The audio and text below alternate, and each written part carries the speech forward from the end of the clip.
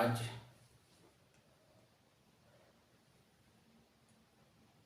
साधना का 75वां दिन है।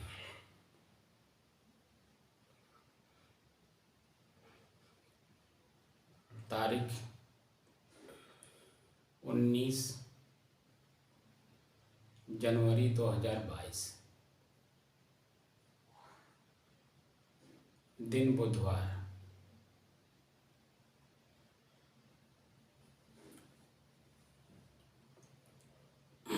आज आप लोगों को गूढ़ रहस्य बताता हूँ।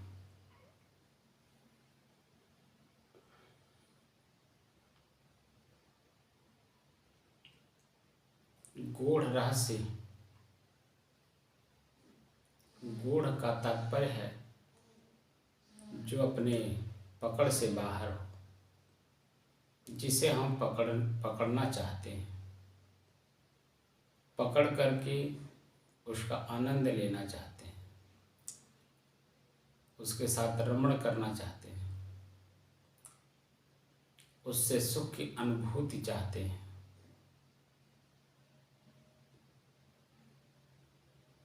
चाहते ही नहीं है बल्कि आप वही हैं।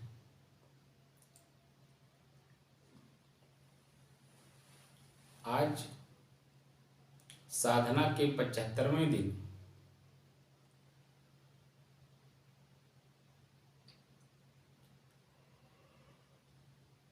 गूढ़ रहस्य बताने की जरूरत इसलिए पड़ी कि अभी तक हम लोग श्वास पर अभ्यास कर रहे थे, अपने ही श्वास को देखने की कला सीख रहे थे।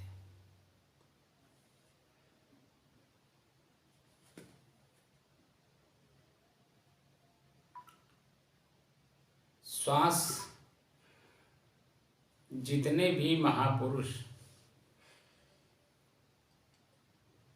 अंदर में अपने प्रवेश किए, वो एक ही रास्ता था, ईश्वर।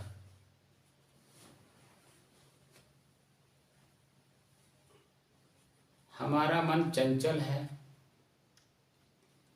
मन चंचल क्यों है? इसलिए कि हम बाहर की तरफ देखते हैं। बाहर जो वस्तु दिखाई देगा, जो स्थान दिखाई देगा, जो व्यक्ति दिखाई देगा, वह मेरे से अलग होगा। और अलग की वस्तु पहले तो हम चाहना करते हैं, इच्छा करते हैं, उसी अनुसार कर्म करते हैं, तो सुख दुख, हानि लाभ, भूख प्यास, मान अपमान सब कुछ सहन करते हुए आगे बढ़ते हैं। समयानुसार वह लक्ष्य हमारा पूरा होता है। पूरा होने के बाद जो चीज बाहर की मिलती है तो बिछुड़ती भी है देर सवेर। जब बिछुड़ती है, मिल जाने के बाद बिछुड़ने का डर लगा रहता है। वह डरता कौन है? पहले अनमिलता का दुख होता है। मन मान लेता है मिल नहीं रहा, मिल नहीं रहा, मिल नहीं रहा। मिल गया तो भी भयभीत है, प्रसन्नचित प्रफुल्लित नहीं हुआ। क्षण पल करके प्रफुल्लित प्रसन्नचित जरूर होता है कि मिल गया, लेकिन मिलकर बिछुड़ने का भी कष्ट मन में होता है, पीड़ा होती है। और जब वो बिछुड़ने लगता है तो अपार कष्ट देता है।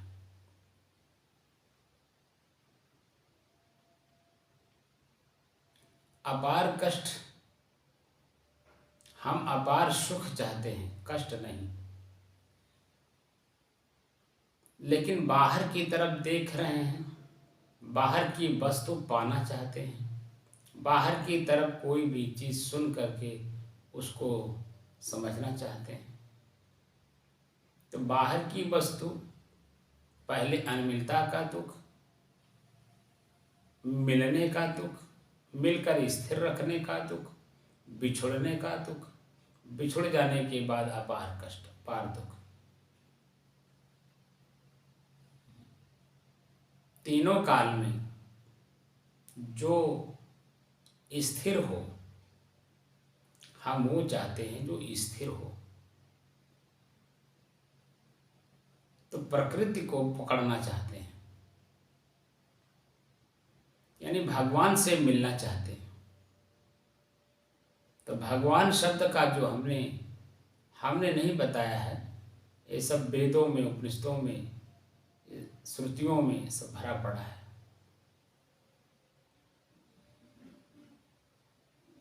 मैं तो सिर्फ जो हमारी ऋषि परंपरा है, संत परंपरा है, रिसर्चर नाम ऋषि, जो रिसर्च करता है, खोज करता है, उसे ऋषि कहा जाता है। भाषा बदल गई है, आज उसे वैज्ञानिक कहा जाता है। तो बाहर की वस्तु समयानुसार आवश्यकता आविष्कार की जननी है, ये सब आप लोग जानते हैं। आवश्यकता आविष्कार की जननी। जो चीजें जहाँ पर जैसी आवश्यकता होती है, यही मनुष्य अपनी सुख सुविधा आराम के लिए उसे लागू करता है। पहले नदी हुआ करता था, आज भी नदी है। तो नदी में पहले नाव चलती थी, नाव से लोग पार होते थे। किसी जगह जाने के लिए पूरा पर्याप्त समय चाहिए, तब आप जा सकते हैं। नदी पार करना है तो 2-3 घंटे लगता था, नदी उतरने में, पार होने में।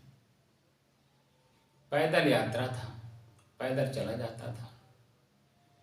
तो पैदल से यही मनुष्य अपनी मंजिल को पाने के लिए, बाहर की मंजिल पाने के लिए कुछ दिल दिमाग बुद्धि लगाया। आवश्यकता पड़ गई कि हमें जाना है, मार्केट जाना है या कहीं जाना है,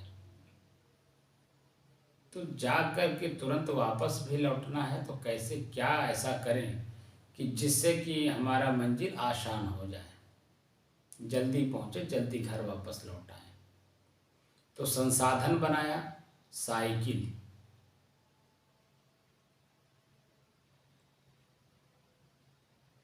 साइकिल बनाया लोहे का।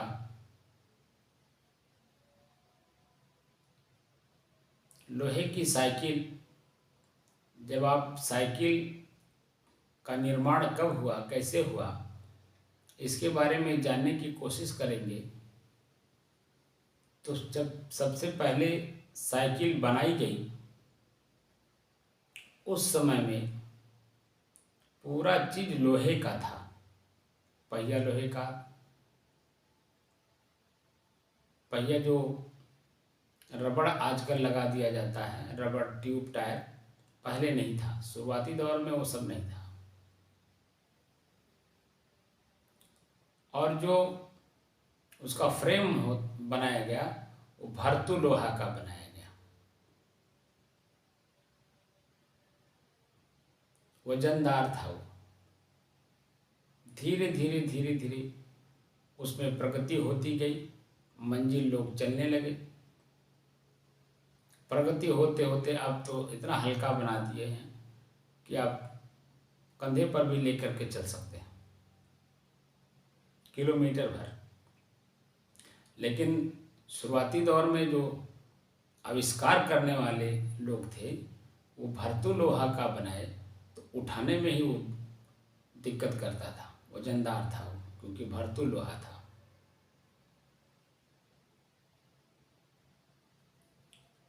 तो आविष्कार मनुष्य ही करता है अपनी सुख सुविधा के लिए। धीरे धीरे उसमें प्रगति हुई। प्रगति होते होते मोटरसाइकिल बना, और प्रगति आ गई, 4 पहिया बन गया, और प्रगति आ गई, आवश्यकता की जरूरत पड़ी, सड़क बनी। सड़क बनने के बाद फिर धीरे धीरे धीरे धीरे 6 पहिया, 8 पहिया, 10 पहिया। जैसी समय की मांग होती है, यही मनुष्य अपनी आवश्यकता अनुसार सारा काम करता है। तो आवश्यकता आविष्कार की जननी है, समयानुसार। फिर यही मनुष्य आपस में टकरा करके उसे नष्ट भी करते हैं। एक देश से दूसरे देश से जब युद्ध होता है तो मनुष्य मनुष्य ही तो लड़ता है। नासमझी के कारण युद्ध होता है तो जो चीजें आविष्कार हुई रहती हैं वो सब ध्वस्त होता है। समय समय से ध्वस्त होने के बाद उसी को प्रलय कहा जाता है। प्रलय होने के बाद वो देश पूरी अपनी संस्कृति से नष्ट भ्रष्ट हो जाता है। फिर पुनः युद्ध खत्म होता है तो पुनः उस समय की मांग के अनुसार संस्कृति और आवश्यकता आविष्कार सब कुछ धीरे धीरे होता है। जैसे एक उदाहरण है, हम लोग छोटे छोटे थे तो प्रश्नोत्तरी बहुत चलता था दिमाग को बढ़ाने के लिए। तो एक प्रश्नोत्तरी यहाँ पर सटीक बैठती है। छोट मोट लड़की 12 में पढ़ती, 12 में से फेल हो गई, 1 में पढ़ती।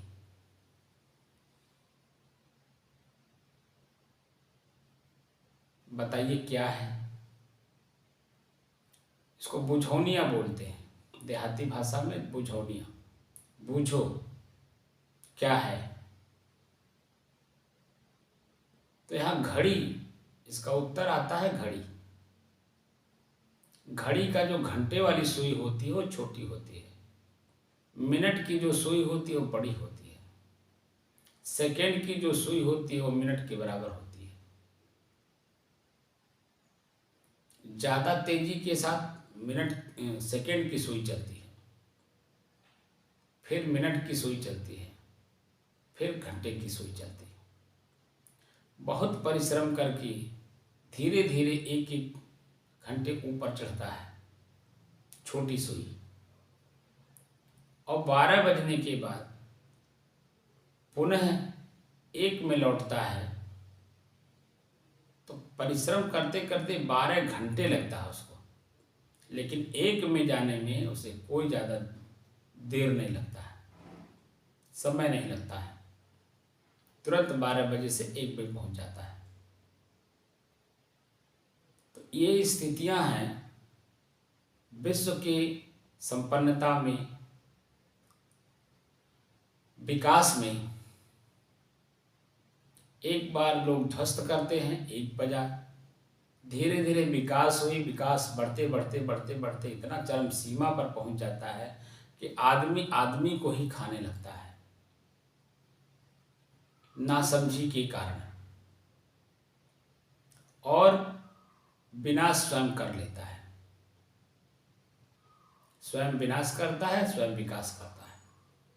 ये तो भौतिक जीवन की बात हो गई जो शरीर से संबंधित है।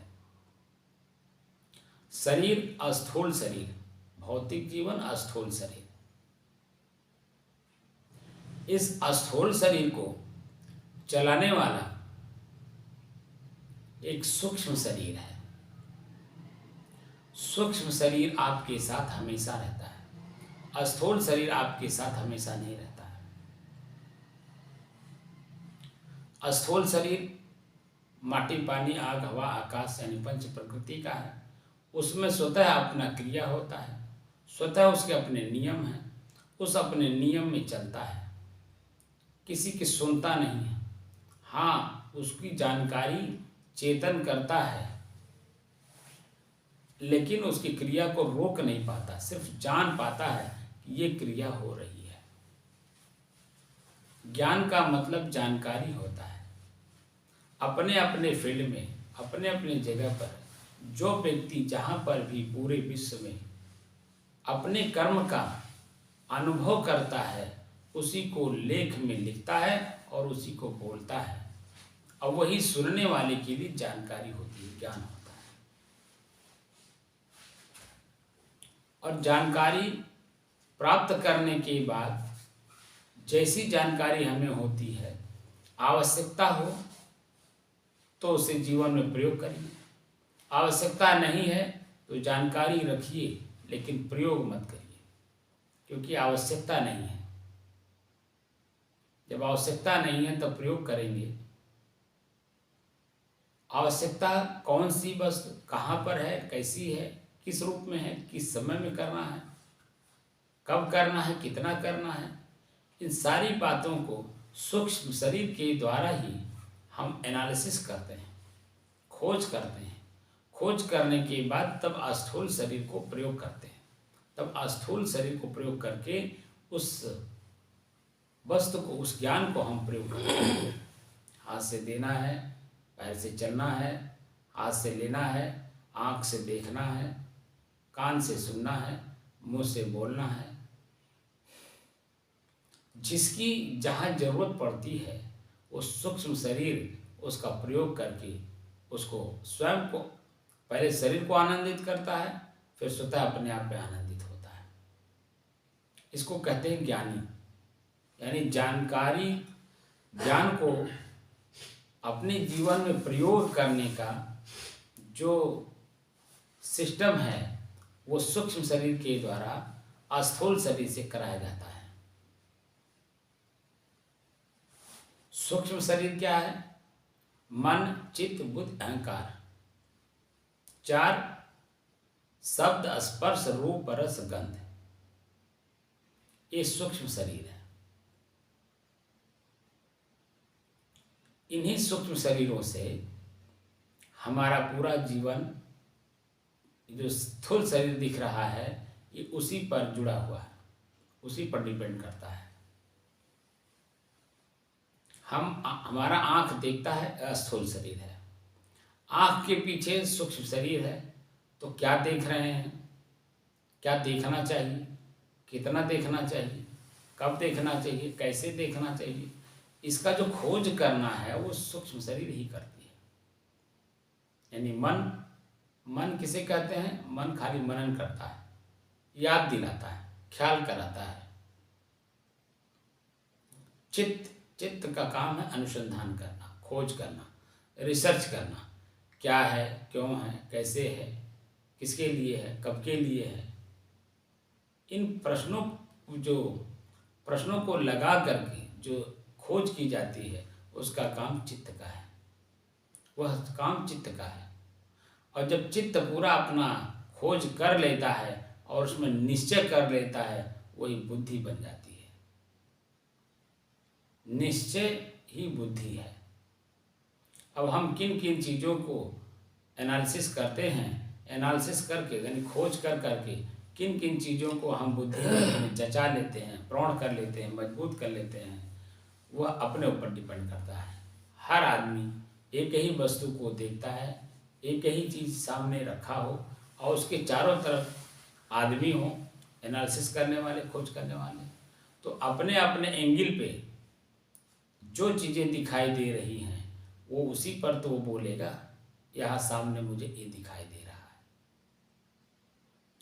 बस तो बीच में रखिए और चारों तरफ खोज करने वाले वैज्ञानिकों को रखिए, तो अपने अपने सिधाई पर जो चीज़ें देखेगा वही बोलेगा, वही लिखेगा।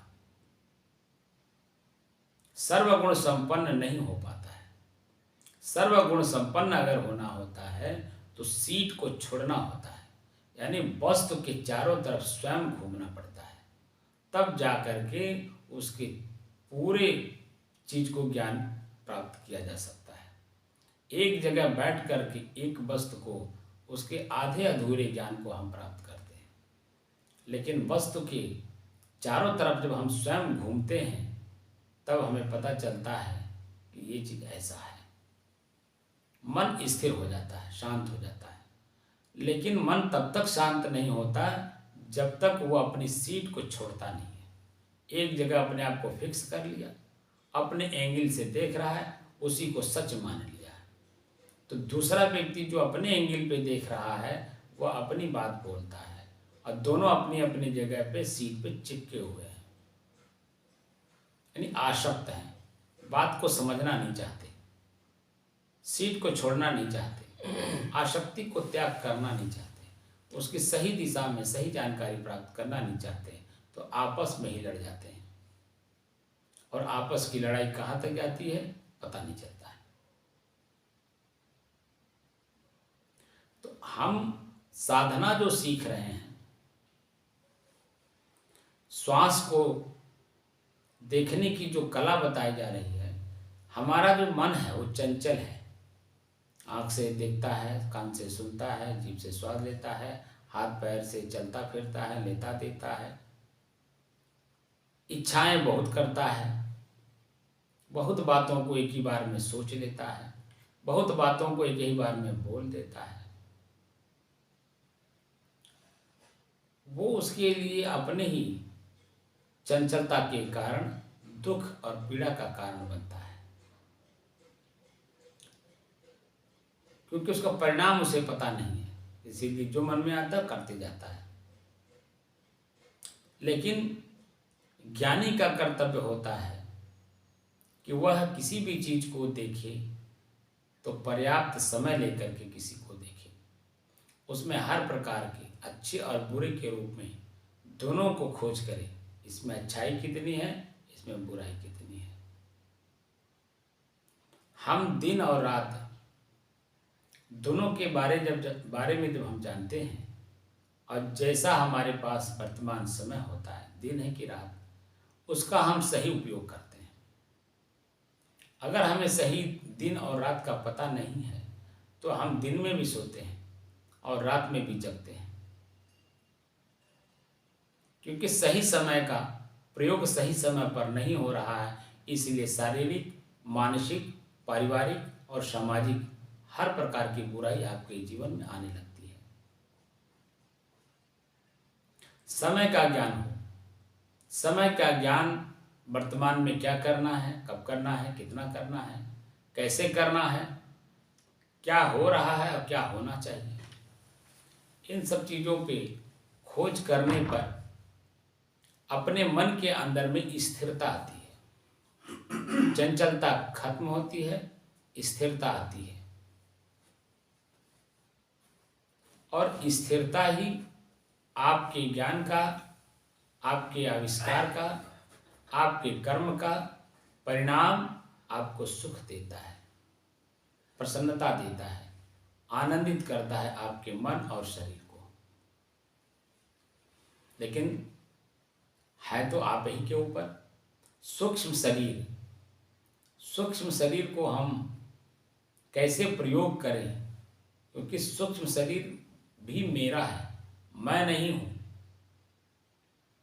तो पहले अन्य चीजों के माध्यम से अगर मन को एकाग्र कराया जाए, जैसे त्राटक मुद्रा, अनाहत नाद सुनना, ज्योति बिंदु देखना, या अन्य तमाम तरह की जो विधियां बताई गई हैं, उसमें सहजता से अपने मन को बस करने की कला नहीं आ पाती है, क्योंकि उसमें भी क्रिया करा दिया जाता है। तो क्रिया कराने के बाद मन चंचल होता ही है। मन को स्थिर और शांत करना है ना, एकाग्र, स्थिर और शांत करना है। तो शांत की जो विधि है वो यही है। कोई भी कहीं भी किसी भी रूप में किया, अपने ही श्वास को देखा, धीरे धीरे अभ्यास किया, मन चित्त बुद्धि सब कुछ समझ में आया, और समझ करके अपने कर्म को बदला, और बदल करके अपने इसी मानव जीवन को सुखी और सार्थक करके गया। भजन तो किसी संत महात्मा का है, कबीर साहब का नहीं है, लेकिन छाप लगा है, चदरिया झीनी रे झीनी, चदरिया झीनी रे झीनी। झीनी बहुत झीनी है। ये जो चादर है यानी शरीर है, शरीर को चादर कहा गया, चेतना का, आत्मा का। यहाँ आत्मा शब्द का प्रयोग किया गया है, लेकिन आत्मा भी मन का पर्यायवाची है, इसलिए वो भी मेरा है, मैं नहीं। मैं चेतन हूँ। अपनी चेतना का, अपने स्वयं का बोध करना है, मैं कौन हूँ।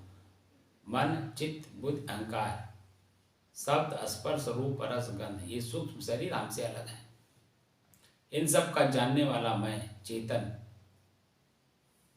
अपनी चेतना में मुझे वापस लौटना है, क्योंकि मैं जो बोलने वाला चेतन है वह शांत स्वरूप है, उसमें क्रिया नहीं है, वो प्रकृति से परे, वो पुरुष है। पुरुषेते पुरुष है।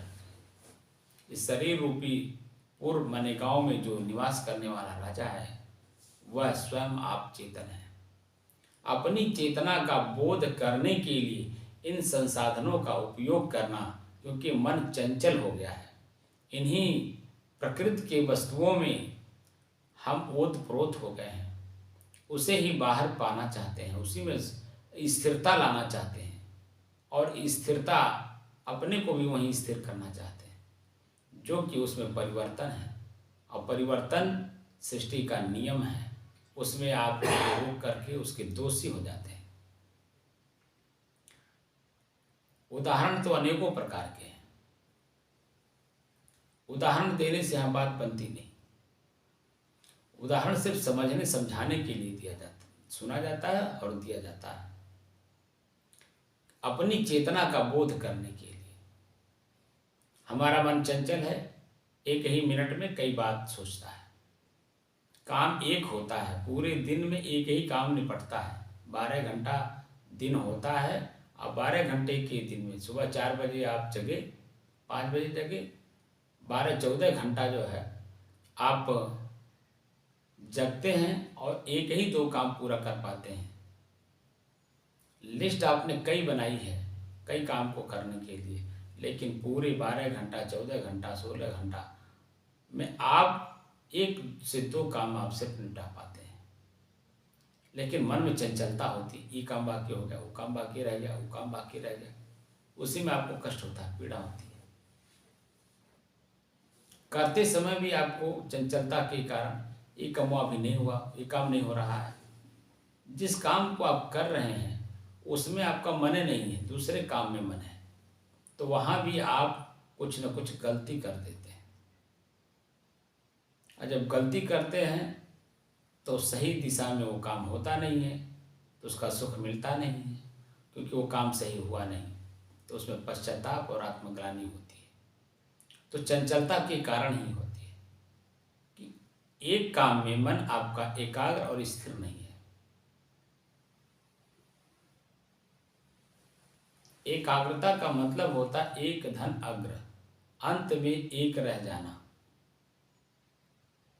10 काम आप लेकर के सुबह बिस्तर से उठते हैं, 10 काम से 1 से 2 ही 3 काम पूरे होते हैं।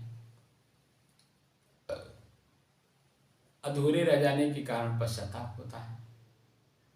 दूसरे एक ही समय में 2 काम करने लगते हैं, उसमें भी आप परेशान होते हैं, दुखी होते हैं, चंचलता और बढ़ जाती है। तो चंचल मन को एकाग्र और स्थिर कैसे करें, इसका सबसे सहज और सरल तरीका है अपने ही श्वास को देखना। ईश्वर शब्द का प्रयोग किया गया है। ईश्वर, ई माने स्वर माने श्वास। अपने ही श्वास को आप देखने का अभ्यास करिए। कैसे देखना है वह विधि यहाँ सिखाई जा रही है, क्योंकि आप अपने घर में अगर करेंगे तो मनमानी करेंगे, किसी विशेषज्ञ के सानिध्य में करेंगे तो वहाँ मनमानी नहीं चलेगा। तो मन वहाँ कंसंट्रेट रहता है कि हमें सीखना है, और सीख करके उसे आप स्वतंत्र स्वच्छंद होकर के उसको कहीं भी रह के काम करना है।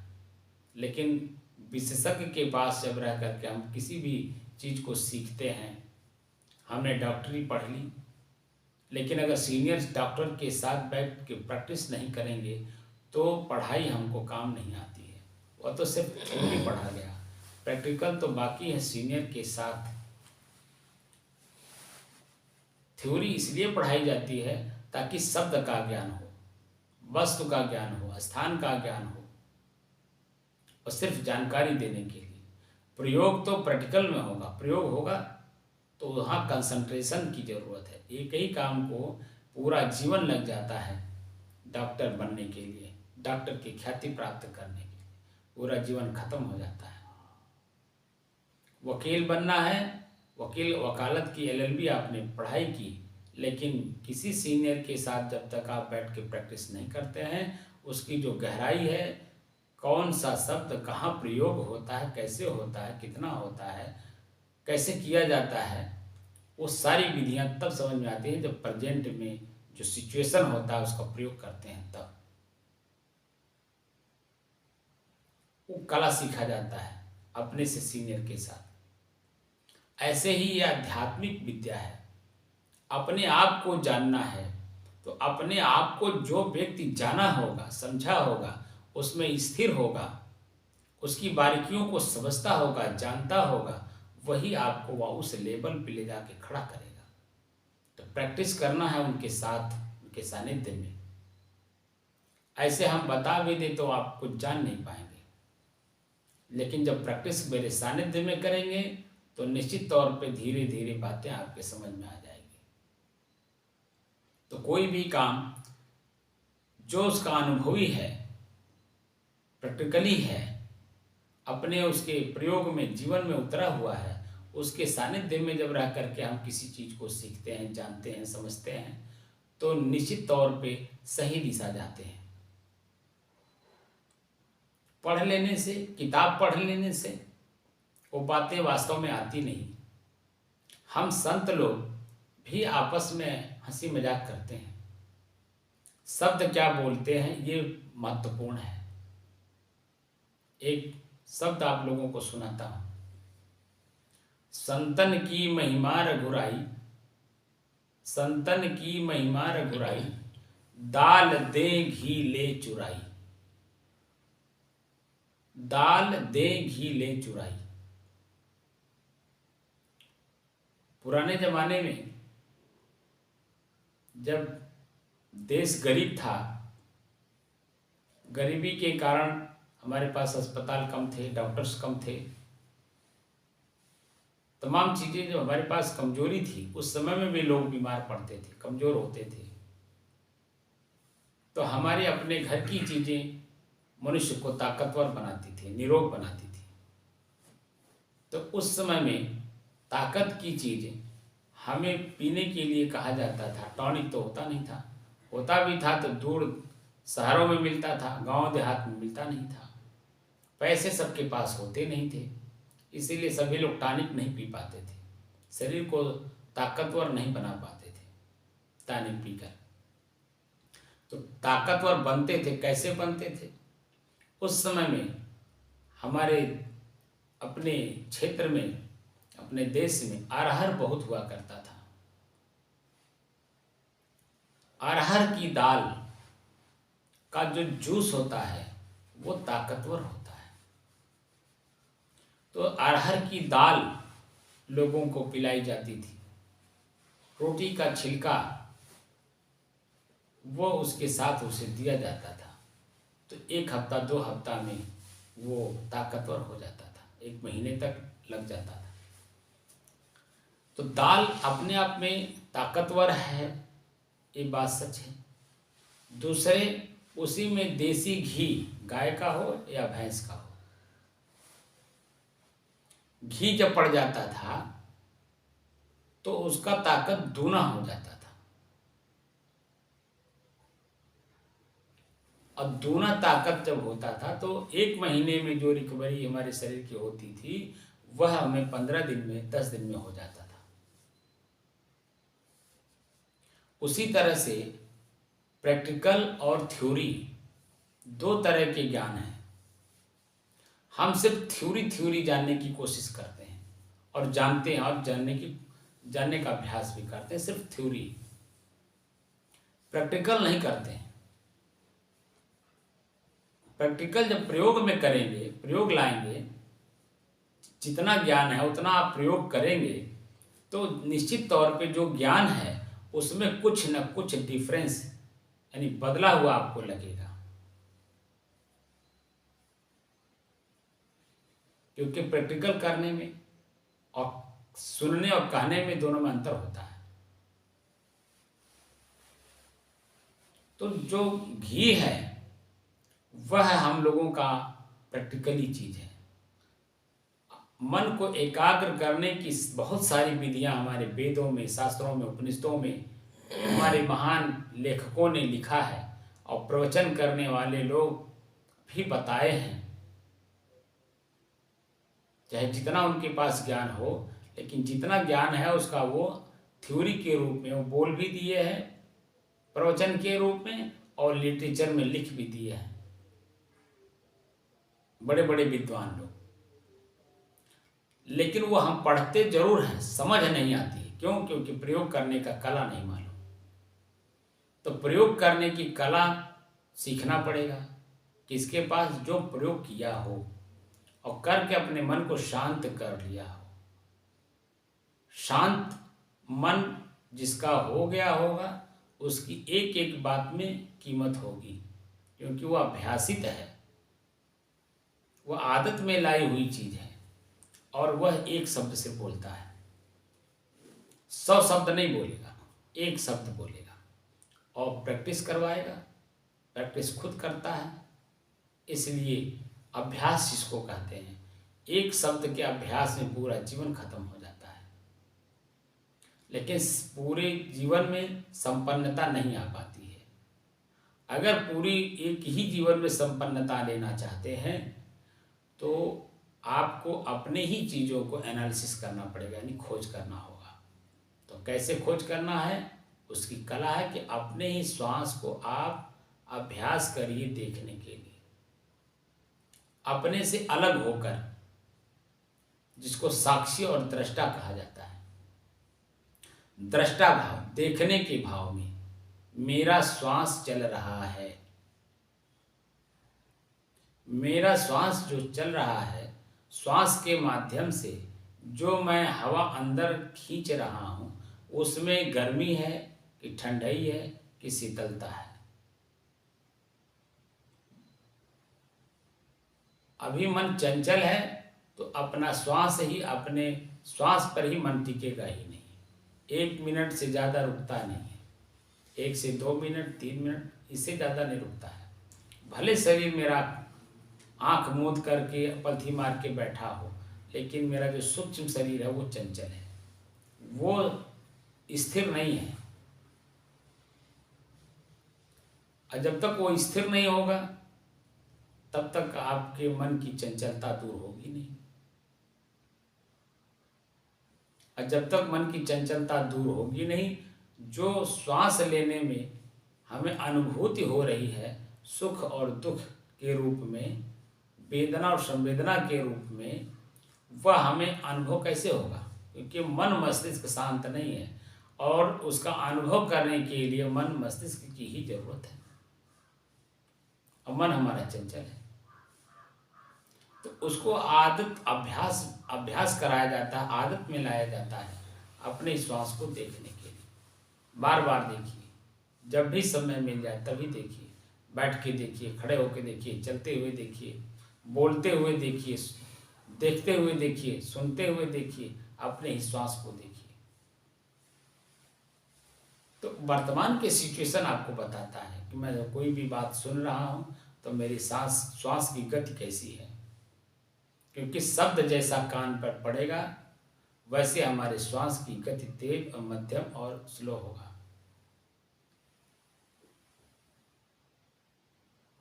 तो हमको ये कला सीखनी है और अपने आप को जानना है कि मैं कौन हूँ। क्या मैं आँख हूँ? क्या मैं कान हूँ? क्या मैं नाक हूँ? क्या मैं जीभ हूँ? क्या मैं गला हूँ? क्या मैं फेफड़ा हूँ? क्या मैं लीवर हूँ? क्या मैं हाथ हूँ? क्या मैं पैर हूँ? क्या मैं लिंग हूँ? क्या मैं इन इंद्रियों से जुड़ा हुआ जो शरीर है, क्या मैं हूँ? क्या मैं पूरा शरीर, स्थूल शरीर में हूँ? अगर मैं होता तो मेरे शरीर में परिवर्तन ना होता, क्योंकि आप में परिवर्तन नहीं होता है, क्योंकि आप तो स्थिर हैं, खुद स्थिर हैं। अपनी स्थिरता में आप पुनः वापस जाना चाहते हैं, लेकिन बाहरी वस्तुओं को पकड़कर, देखकर, चखकर, सुनकर, जिसमें परिवर्तन है। अपरिवर्तनीय चीज को परिवर्तन में बदलना चाहता है, अपरिवर्तन की चीज को अपरिवर्तनीय चीजों में ले जाके सेट करना चाहता है। तो दोनों कैसे होगा? पूरब पूरब ही रहेगा, पश्चिम पश्चिम ही रहेगा। सबके सभी लोगों के लिए पूरब पूरब ही होगा, पश्चिम पश्चिम होगा। हम लोग जिस क्षेत्र में आते हैं, हमारे से जो सामने दिखाई देता है सूरज की जिस तरफ होगा वह पूरब होगा, पीठ पीछे पश्चिम होगा। 1 किलोमीटर दूर जा करके उसको कहिए कि तुम पश्चिम में हो, यहाँ हम पश्चिम कह सकते हैं कि वो पश्चिम में, पश्चिम दिशा में है, लेकिन उसके लेवल पे जा करके नहीं कह सकते कि तुम पश्चिम में हो। तो जो जहाँ जिस रूप में है, पूरब पश्चिम उत्तर दक्षिण वहीं पे उसके लिए है। इसलिए वर्तमान में रहने की कला सीखिए। अपने श्वास को देखते देखते मन एकाग्र होगा पहले, यानी चंचलता खत्म होगी। एक ही समय में 100 बात नहीं सोचेगा, एक ही बात को सोचेगा। उसी एक ही बात को काफ़ी देर तक सोचते रहना, उसी को स्थिरता कहा जाता है। और स्थिरता में शांति का जरूरत होता है, क्योंकि मन आपका अन्य बातों को नहीं सोच रहा, तो शांत भी है। और शांत, पहले तो एकाग्र, फिर स्थिर और शांत मन से जो भी काम किया जाता है, उसकी जो वास्तविक स्थिति होती है वह पूरी की पूरी समझ में आ जाती है। सुख है तो कितना है, दुख है तो कितना है, दोनों समझ में आते हैं। परिणाम में क्या मिलने वाला है, कौन सी चीज स्थिर है, कौन सी चीज चंचल है, चंचलता कब तक, कितने देर के लिए है, और स्थिरता कितने देर के लिए है, पूरी बात समझ में आ जाती है। तो सब कुछ समझने के बाद अपने को समझना कि इन सब चीजों को कौन जानता है, समझता है, देखता है, तो अपनी चेतना का बोध होता है। अभी तो हम मन के द्वारा, मन एक अशुद्ध मन, यानी दुखी है मन, तो मन है, वही मन प्रफुल्लित प्रसन्नचित है, तो वह आत्मा है। लेकिन इन मन और आत्मा को भी जानने वाला कौन है? सूक्ष्म गति में जब आप जाएंगे तब गूढ़ रहस्य समझ में आता है। और गूढ़ रहस्य जानने के लिए किसी गूढ़ रहस्य प्राप्त व्यक्ति के पास जब आप बैठ करके चिंतन करके अभ्यास करते हुए धीरे धीरे आगे बढ़ते हैं, तो निश्चित तौर पे वो गूढ़ रहस्य समझ में आ जाता है। तो बातों के द्वारा तो समझना आसान है, मन स्तर पे होगा, लेकिन उसमें स्थिरता नहीं होगी। और जब तक किसी भी चीज में स्थिरता ना हो तो सुख की अनुभूति नहीं कराएगा। जो आप सदैव के लिए चाहते हैं वो चीज प्राप्त नहीं होगा। सनातन शब्द का अर्थ होता है जो सदैव रहे। सदैव रहने वाली वस्तु आप स्वतः हैं, लेकिन अपनी स्वतः जानकारी को स्वतः में स्थित होने की जो कला है वो हम बाहर खोजना चाहते हैं। बाहर आंख से देखना चाहते हैं, कान से सुनना चाहते हैं, जीभ से स्वाद लेकर के उसे स्थिर करना चाहते हैं, मुंह से बोल करके उसे स्थिर करना चाहते हैं, तो वो इसमें आने वाला नहीं है। कितना भी मेहनत कर लीजिए, अंत समय में यानी शरीर छोड़ते समय आप अपने आप को खाली समझते हैं कि मैं तो कुछ नहीं कर पाया। जो वास्तविक काम था वो तो मैंने किया नहीं, और जो काम हमारा काम दूसरा कर सकता था, हमारी बेटी का शादी कोई दूसरा कर सकता है, हमारे बेटे की शादी कोई कर सकता है, हम न रहे तो हमारी पत्नी दूसरे के ऊपर डिपेंड होकर के अपना जीवन यापन कर सकती है। सब कुछ हो सकता है, बाहर की वस्तु है, लेकिन आप अपने आप को प्राप्त करना, अपने आप में स्थिर होना और अपने दुख और पीड़ा को अपने जीवन से निकालना, ये आपका निजी काम है। ये काम कोई दूसरा नहीं कर सकता। आपकी पत्नी नहीं कर सकती, आपका बेटा नहीं कर सकता, क्योंकि वह आपका अंदरूनी मामला है। आपका मन स्वतः शांत हुआ नहीं हुआ, ये स्वतः अनुभव की चीज है। आपका मन एकाग्र हुआ कि नहीं हुआ, ये स्वतः अनुभूत कीजिए। इसको शब्दों में नहीं बोला जा सकता, क्योंकि वो अनुभव की चीज है, और अनुभव की चीज सिर्फ इशारा से समझा जाता है, इशारे से ही समझाया जाता है और इशारे से ही किया जाता है, और करते करते अपने स्वतः वही हो जाता है। तो स्वतः जो चीज़ें हमें प्राप्त है, सहज में प्राप्त है, उसकी सहजता का हमें ज्ञान नहीं है, इसलिए हम बाहर ढूंढ रहे हैं, परिश्रम कर रहे हैं, पसीना बहा रहे हैं, और जिसका परिणाम सिर्फ दुख, पश्चाताप, आत्मग्लानि है, पीड़ा है। इसके अलावा कुछ हाथ लगने वाला नहीं है। हम परिश्रम करते हैं, हम श्रम करते हैं शरीर को चलाने के लिए, परिवार को चलाने के लिए, रुपया, पैसा, धन, दौलत, स्थान, मकान सब बनाने में लगे रहते हैं, 24 घंटा उसी मन को लीन किए रहते हैं। लेकिन इन सब चीज़ों का जो उपभोक्ता है, जो मालिक है, जो स्वतः सहज रूप में आपको मिला हुआ, प्राप्त हुआ है, उसको हम नज़रअंदाज करते हैं, भूल गए हैं, जिसे पाने के लिए एक बार परिश्रम करना पड़ता है। जैसे हम लोग देखिए, त्याग वैराग्य लेकर के एक बार परिश्रम कर रहे हैं, पूर्ण परिश्रम कर रहे हैं कि हम अपनी चेतना में वापस पुनः लौट जाएं। कभी न कभी आपको भी समझ में आएगा, ऐसा नहीं समझ में आता है, समय पे आता है, लेकिन तब तक आपके शरीर का समय काफी गुजर जाता है। आपका जो समय होता है वर्तमान में, आप समाज में चल नहीं पाएंगे, आपका शरीर काम नहीं करता है, आपका दिमाग काम नहीं करता है, आपकी आंखें काम नहीं करेगी, आपका कान काम नहीं करता, सुनाई नहीं देता है, तमाम चीज़ें व्यवधान आ जाती हैं, जिसको हम वृद्धावस्था कहते हैं। उस समय में हमको जब बोध होता है कि मैंने क्या किया, अनर्गल चीज़ों में अपने आप को मैंने खो दिया, अपना समय खो दिया, तो वास्तविक की स्थिति तो ये है कि इसी चौथे पन में ही किसी विशेषज्ञ के पास रह करके अपनी चीज़ों को खोज करके अपने आप में स्थित हो जाना चाहिए, क्योंकि आपने भौतिक रूप से सब कुछ को छू करके, देख करके, चख करके, भोग करके उसका अनुभव का आपने प्राप्त कर लिया।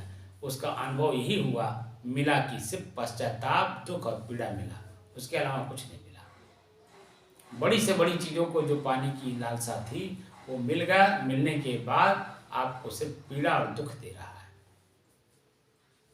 इसीलिए हमारे भारतीय संस्कृति में चौथे पन जाहि निर्कानन, निर्कानन मतलब राजा, कानन माने राजा, और नृप माने राजा होता है, कानन माने जंगल होता है, कानन में बन जंगल में राजा चला जाता है और जा करके अपना भजन करता है, अपने आप को प्राप्त करने के लिए, यानी अपने किए हुए कर्मों को पुनः वो कर्म ना हो जिससे हमें पीड़ा मिले, दुख मिले, पश्चाताप और आत्मग्लानि हो, वो सारी चीज़ों से मुक्त करके अपने आप को शरीर प्रसन्नता प्रफुल्लित होकर के शरीर को छोड़ता है और इस चीज को सार्थक करता है। जय मरने से जब डरे मेरे मन आनंद, कब मरी हो कब पाई हो पूर्ण परमानंद। परम आनंद की स्थिति होती है शरीर जब छोड़ते समय। आपका मन किसी भी वस्तु में, किसी भी व्यक्ति में, किसी भी स्थान में आसक्त नहीं होता है, तब पश्चाताप में तब डूबेगा नहीं। एकदम शरीर छूटते समय किसी को पता भी नहीं चलेगा कि आप शरीर छोड़े, क्योंकि आप संत को भी शरीर छोड़ते हुए देखा होगा और गृहस्थ तो छोड़ता ही है। संत के अंदर में अंतिम क्षण तक प्रफुल्लित प्रसन्नचित होकर के शरीर छोड़ते हैं। अभी एक हफ्ता 10 दिन पहले हमारे एक संत ने, उबार साहब नाम था, सदाबहार उनके नाम के आगे लिखा गया, सदाबहार संत, शरीर छोड़ा। ऐसा उन्होंने बैठे बैठे शरीर छोड़ दिया। सवेरे जग करके नित्य क्रिया किया, नित्य क्रिया करने के बाद स्वयं चल फिर करके और सबके साथ हंसते बोलते हुए चाय नाश्ता सब कुछ लिया। सबको नाश्ता और चाय भोजन कराने के बाद बैठे बैठे शरीर छोड़ दिए। किसी को पता भी नहीं लगा। ये स्थिति होती है संत की, जब आपका मन शांत हो जाता अभ्यास करते करते। इसी परिवार इसी समाज में वो भी रहते हैं, लेकिन कैसे रहते हैं वो कला उन्हें मालूम होता है। तो वही कला मैं आप लोगों को भी सिखाना चाहता हूँ, बताना चाहता हूँ, क्योंकि मैं भी रास्ता चल रहा हूँ। तो रास्ता मैं सोच रहा हूँ कि अकेले ना चलूँ, क्योंकि अकेले रास्ता चलने में कष्ट होता है, पीड़ा होती है। तो दो चार जब साथी रहते हैं तो रास्ता चलते समय रास्ता का पता नहीं चलता कब रास्ता हमारा खत्म हो गया। तो मैं सोचता हूँ आप लोगों को भी साथ लेते चलूँ, ताकि हम सभी लोग जो भी मेरे इस संस्थान में आना चाहता है वो मेरे बराबर हो करके और अपनी जीवन लीला को ऐसे जिए कि उसको पता ही न चले।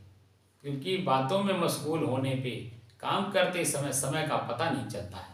पता तो तब चलता है जब बैठ करके हम सिर्फ सोचते हैं, उसमें चिंता होती है, और चिंता कहाँ तक जाती है, हार्ट अटैक होगा कि ब्रेन हेमरेज होगा पता नहीं चलता है। तो इसलिए हम पीड़ा, हार्ट अटैक और ब्रेन हेमरेज ये पीड़ा का कारण है। पीड़ा क्यों हम लें? हम छूटने वाली वस्तु को जानकर समझकर देखकर उसे छोड़ें, ताकि हमें हमारे मन में पीड़ा ना हो। तो मेरे साथ आइए, कारवां बनाइए, और हम भी रास्ता चल रहे हैं और आप भी रास्ता चल रहे हैं। आपके रास्ता चलने में और मेरे में यही फर्क है कि मैं आनंदित होकर के रास्ता चल रहा हूँ, उछल और कूद करके चल रहा हूँ। आप दुखी और पीड़ित होकर के रास्ता चल रहे हैं, यही फर्क है। तो मैं चाहता हूँ कि मेरे साथ आप लोग भी चलिए, आनंदित होकर के, सुखी होकर के, प्रसन्नचित्त मुद्रा में उछलते और कूदते हुए चलिए, ताकि रास्ता का पता ही न चले आपको,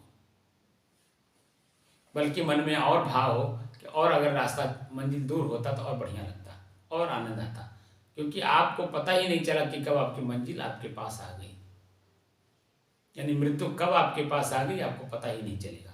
लेकिन जब आप संत महात्माओं का सानिध्य छोड़ करके और स्वतः मंजिल तय करने में लगे रहेंगे, तो पल पल की जिंदगी जीने में आपको दूभर हो जाएगा, आपका जिंदगी दूभर हो जाएगी।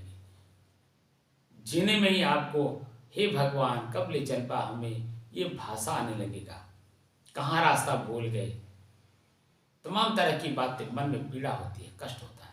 लेकिन संत के सानिध्य में आने के बाद आपको पता ही नहीं चलेगा कि मेरी मंजिल कब पूरी हो गई, यानी मेरा जीवन लीला कब पूरा हो गया, पता ही नहीं चलेगा। और अपना शरीर आनंदित और प्रसन्नचित होकर के शरीर छोड़ेंगे, जिसका मूल तत्व ही है कि आपको अपने आप का बोध हो जाता है, संसार का बोध हो जाता है। संसार प्रकृति को कहते हैं। इसी संसार में रहते हुए, परिवार में रहते हुए, इसी शरीर में रहते हुए आप शरीर जब छोड़ते हैं प्रफुल्लित प्रसन्नचित्त होकर, क्योंकि छूटने वाली वस्तु तो क्षण क्षण छूट रही है, पल पल छूट रही है, सेकंड सेकंड छूट रही है, उससे पुनः आप ला नहीं सकते। अभी आधा घंटा पहले हम बोलना शुरू किए, एक एक सेकंड हमारा समय चला गया। आधा घंटा, 30 मिनट हो गया, 45 मिनट हो गया, 1 घंटा हो गया, 2 घंटा हो गया, बीत जाता पता नहीं चलता है। आज 75 दिन हो गया साधना करते करते, लेकिन मन ऊब नहीं रहा है। क्यों नहीं ऊब रहा है? इसलिए कि इसका जो आनंद है वो अन्य कार्यों में आनंद नहीं है। इस कार्य को करने में हमको तो समय का पता ही नहीं चलता है कि मेरा समय कब कहाँ कैसे चला जा रहा है। क्योंकि यहाँ तो उठने के बाद भोजन बनाऊंगा, झाड़ू लगाऊंगा, लेखनी लिखना है, तमाम तरह के हमने आध्यात्मिक अपना चिंतन ऐसे कर, समय का पता ही नहीं चलता है। व्यवहार में पता नहीं चलता है कि व्यवहार हमारा हुआ कि नहीं हुआ, होगा कि नहीं होगा, पता नहीं चलता है, क्योंकि समय ही नहीं है। हम अपने शरीर को, अपने मन को, अपने समय को इतना बांध लिया हूँ, अपने कर्म को बांध लिया हूँ कि मुझे खुद नहीं पता चलता मेरा समय कैसे बीत गया। और लोगों को मैं देखता हूँ जो भजन नहीं करते हैं, संत सेवा में नहीं हैं, सत्संग में नहीं जाते हैं, उनका एक एक मिनट इंतजार करना बड़ा दुभर होता है, बड़ा दुख लगता है, पीड़ा लगती है, पीड़ा से गुजरता है उनका समय। और हमको पता ही नहीं चलता है कि मेरा समय कैसे गुजर गया, क्योंकि मन को कहीं न कहीं लगाए रखते हैं। कि मन चंचल है, बहुत बातों को सोचता है, लेकिन एक काम में टिकेगा नहीं। इसीलिए मैं काम में इसको लगाए रखता हूँ। एक पूरा हुआ दूसरा कार्य शुरू करता हूँ, दूसरा पूरा हुआ तीसरे में लगाए रखता हूँ, ताकि मन उसी में लगे रहे। और अपने मार्ग की तरफ जो हमारा रास्ता है, हमारा जो अपना निजी काम है, उस काम में लगाए रखता हूँ। हमारा काम जो नहीं है उस काम में नहीं लगाता हूँ। बहुत सारे लोग हमें आध्यात्मिक समझ करके बहुत सारी बातों को पूछते हैं। अभी एक इंस्पेक्टर हरियाणा के फ़ोन करके मेरे से पूछते हैं, महाराज मेरा प्रमोशन नहीं हो रहा, आप आध्यात्मिक आदमी हो, कुछ हमारे लिए करो, मेरा प्रमोशन हो जाए। मेरे से नीचे वालों का प्रमोशन हो गया, मेरा प्रमोशन नहीं हो रहा।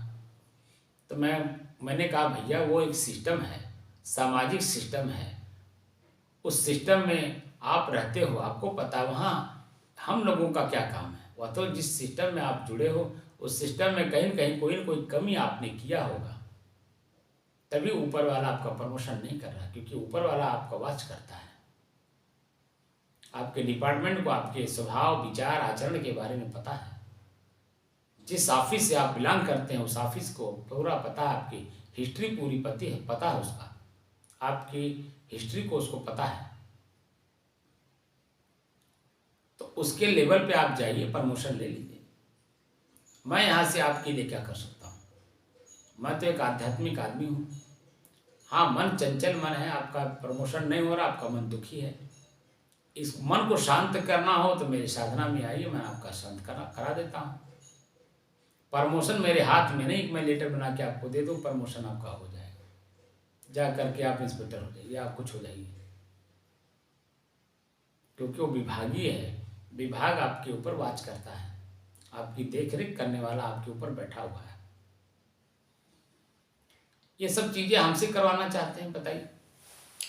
कोई कहेगा हमारे बेटा नहीं पैदा हो रहा है, कोई कहेगा हमारा शादी नहीं हो रहा है, कोई कहेगा कि हमारा नौकरी नहीं लग रहा। मूर्खता का हद है। हम लोग तो आध्यात्मिक आदमी हैं, हम लोगों का काम है मन को शांत करना, मन शांत करके अपने कार्य को करना, प्रफुल्लित प्रसन्नचित होकर के करना, आनंदित होकर के करना, अपने शरीर को, अपने मन को, अपने परिवार को, अपने समाज को आनंदित रखना, ये मेरा दायित्व बनता है। तो मैं इस काम को छोड़ करके दूसरे के काम को करने जाऊं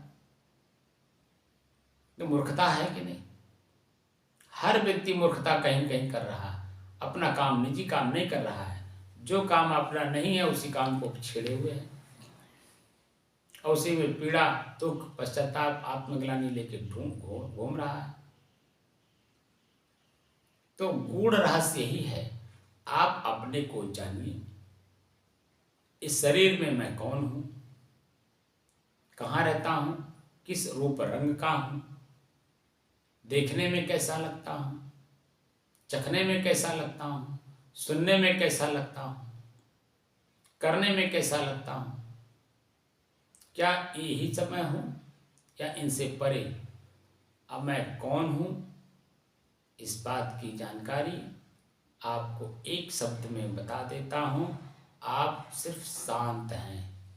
इन सब का दृष्टा, साक्षी और शांत स्वरूप है।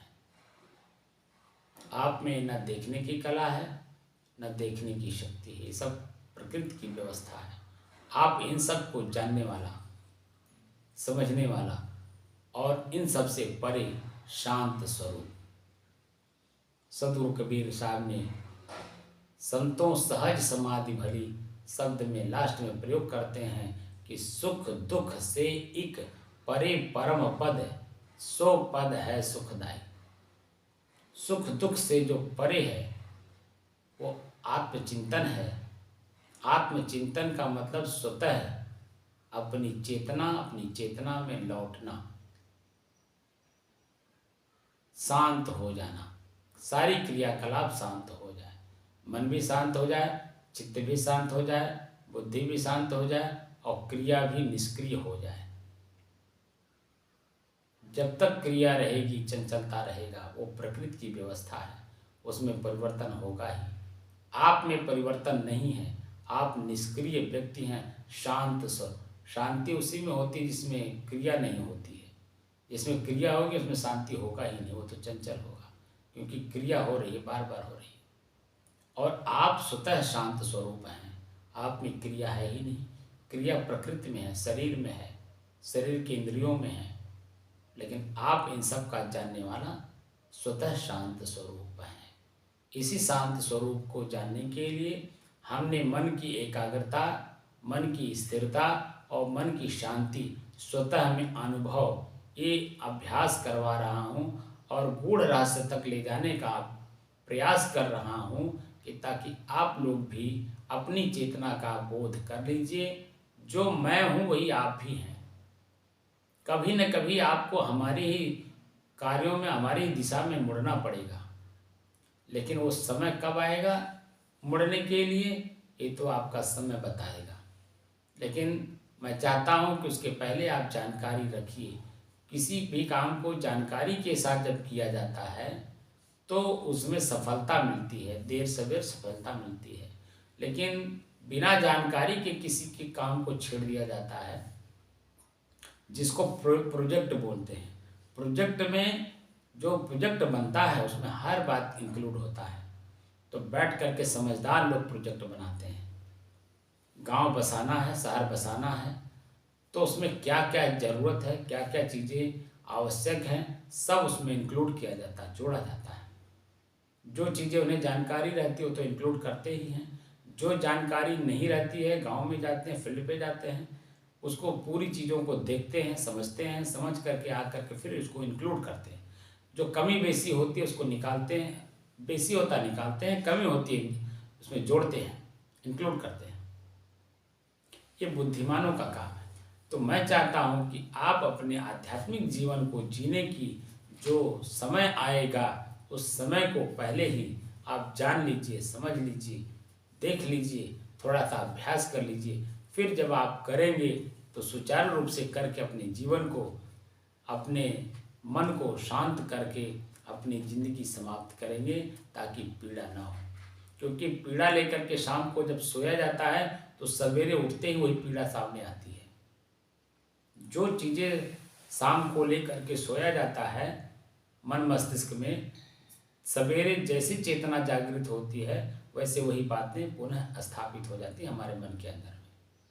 अगर मैं शाम को चित्त प्रफुल्लित होकर के सो रहा हूँ तो सवेरे उठते ही हमारा पूरा शरीर प्रफुल्लित प्रसन्नचित रहता है। किसी भी प्रकार का कहीं भी हमारे शरीर में कष्ट नहीं होता है। शाम को अगर किसी बात को लेकर के दुखी होकर सो रहे हैं तो सवेरे उठते ही अपने शरीर में कहीं न कहीं दर्द होने लगेगा, कहीं न कहीं किसी न किसी रूप में पीड़ा हो जाएगी, क्योंकि मन में पीड़ा है। और वो पीड़ा तुरंत मन की भी पीड़ा सामने आ जाती है। फलाने से बोल दिए थे, वही बार बार आपके दिमाग में चलेगा। और जो वर्तमान में कार्य करेंगे उस कार्य में आपके कहीं न कहीं व्यवधान उत्पन्न होगा, और व्यवधान उत्पन्न होगा तो सुख के जगह पे और दुख बढ़ जाएगा। एक दुख तो मन में है ही, शरीर का भी दुख बढ़ जाएगा, पारिवारिक दुख बढ़ जाएगा, सामाजिक दुख बढ़ जाएगा, कुछ न कुछ उसमें और प्लस कर लेंगे, तो पूरी जिंदगी हमारा दुख में चला जाता है। ऐसा देखने को मिलता है। तो मैं नहीं चाहता हूँ, क्योंकि मैं आपका हूँ, आप मेरे हैं। मैं अपने दुख को समझा, देखा, जाना और उसे अपने जीवन से निकालने का प्रयास कर रहा हूँ। तो साथ साथ में मेरे मन में करुणा जागी कि आप भी उसी पीड़ा से पीड़ित हैं जिस पीड़ा से मैं कभी पीड़ित था। मैंने अपनी पीड़ा को अपने जीवन से निकाल के उखाड़ के फेंक दिया। मैं स्वच्छंद, स्वबस और स्वतंत्र हूँ। तो वही स्वतंत्रता आपको भी चाहता हूँ कि आप लोग भी जान लीजिए, समझ लीजिए। जब समय आएगा तब करते रहिएगा। मैं नहीं कह रहा हूँ कि आज ही उस काम को करिए, क्योंकि अभी बैराग नहीं जगा है आपके अंदर में। बैर और राग, बैर दुश्मनी को कहते हैं, राग मोह को कहते हैं, चिपकाहट को कहते हैं, आसक्ति को कहते हैं। तो अभी हम राग में चल रहे हैं। राग माने आसक्ति में, उससे चिपकना चाहते हैं, मिलना चाहते हैं, देखना चाहते हैं, सुनना चाहते हैं, चखना चाहते हैं, लेकिन उसका परिणाम पता नहीं है। जब परिणाम सामने आएगा तब उससे दुश्मनी होगी, और जब दुश्मनी होगी तो ही जो राग है, चिपकाहट है, वो आपके लिए दुश्मन हो जाएगा। तो वैराग्य का तात्पर्य होता है ना आप दुश्मनी करिए, ना आप मोह करिए, चिपकाहट करिए, बल्कि दोनों का आनंद लीजिए तटस्थ भाव से। जब जैसी जिसकी आवश्यकता है, देखिए क्या सिचुएशन हमारे सामने आ रहा है, तो उसको बदलने में भी, उसको प्रयोग करने में भी, वर्तमान है, वर्तमान में आपका मन आनंदित, प्रफुल्लित और प्रसन्नचित होगा। बुरे से बुरे चीज़ों को आप अच्छा बना लेंगे, लेकिन जब मन चंचल होगा तो अच्छे से अच्छी चीज़ को आप बुरा बना लेते हैं, इसीलिए आपका मन पीड़ित और दुखी रहता है।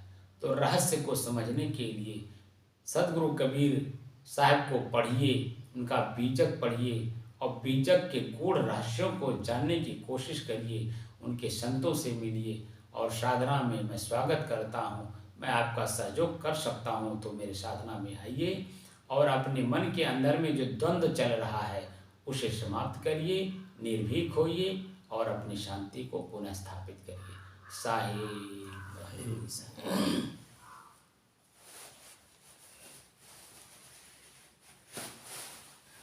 बंद